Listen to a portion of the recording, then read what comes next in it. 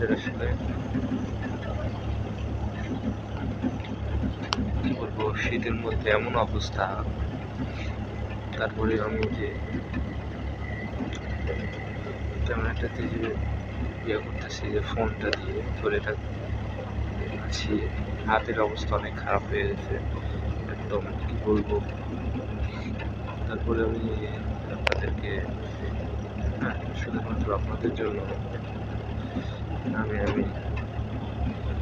সর্বোচ্চ চেষ্টা করছি সুন্দর এবং ভালো করে যেন ভিডিওগুলো আমি আপনাদের দিতে পারি। দেখুন, বরাবর আপনারা আমার ভিডিওগুলো দেখছেন এবং দেখবেন, পাশে আমাকে সাপোর্ট করবেন, লাইক করবেন, কমেন্ট করবেন।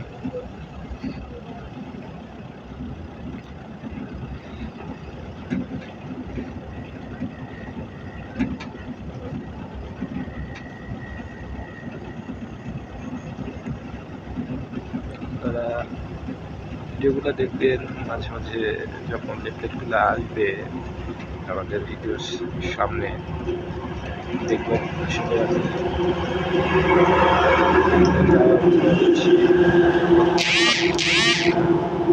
ঠিক আছে।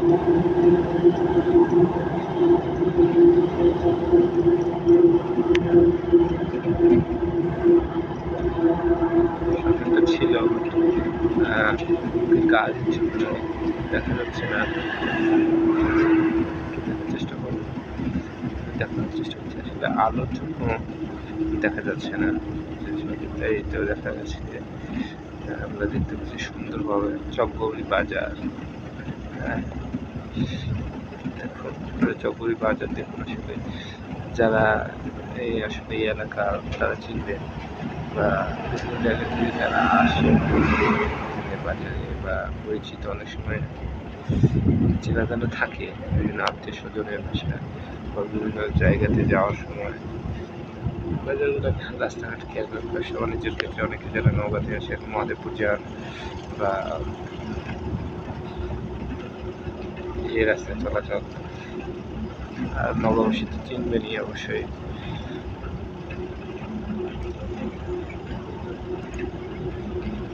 দেখুন একদম এখন প্রায় রাত 3:30টার মতো, ঠিক আছে।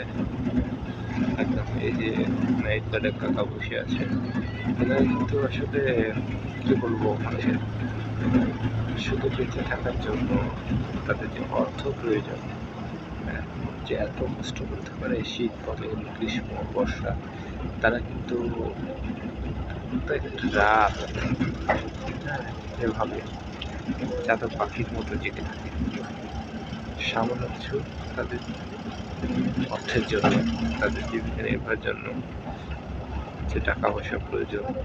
হ্যাঁ, আসলে মানুষের যদি অবস্থা একটু ভালো থাকতো বা তাদের ফ্যামিলি চলার মতো যদি অ্যাবিলিটি থাকতো, যোগ্যতা থাকতো, হ্যাঁ, আসলে এই বয়সে এসে তারা হয়তো এই কষ্টগুলো করতো না। বাহিরে আমরা অনেক সময় রুমেই থেকে মানুষ যে কষ্টগুলো অনুভব করি শীতের সময়ে, এটা আসলে বলে শেষ করার মতো না, ঠিক আছে। তারপরে আমরা দেখি আবার এই বৃদ্ধ বয়সে এসে রাতের পর রাত, সম্পূর্ণ রাত জাগা, একটা দায়িত্ব নিয়ে একটা এলাকা বাজার পাহারা দেওয়া। এই যে মাঝখানে দেখা যাচ্ছে অনেক সময় দেখা যায় বিভিন্ন পথচারী যেটাই বলে, হ্যাঁ। তো যাই হোক, যেটা বলছিলাম, তাদের যেহেতু পরিবারের একটা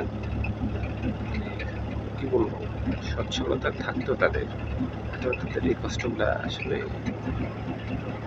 প্রত্যেকটা রাতের পর রাত জাগতে পারতো না এই বৃদ্ধ বয়সে এসে। তারপরে ওই শীতের কতটা শীত, ঠিক আছে।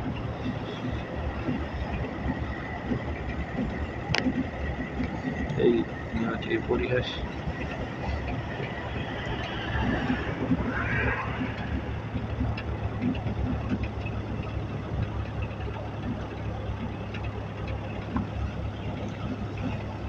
যাই হোক, আপনারা সবাই তাদের জন্য দোয়া রাখবেন।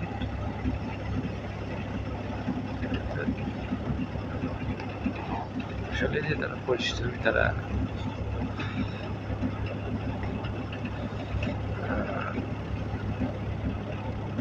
কোনো খারাপ পথে যায়নি, খারাপ পথে বেছে নেয়নি, এটাই শুকরিয়া। নাহলে তারা রাতের পর রাত এভাবে পাহারা দিত না, শীতের ভিতরে তাই সেটা দায়িত্ব নিয়ে থাকতো না। তাদের কষ্ট আসলে এভাবে ভিডিওর মধ্যে আমরা কোনো কিছু ভাবে বর্ণনা দিয়ে বলতে পারবো না। কষ্ট কি পর্যায়ে হলে মানুষ এসব কাজে আসে। এই যে রাজশাহী 70 কিলোমিটার পথ এখন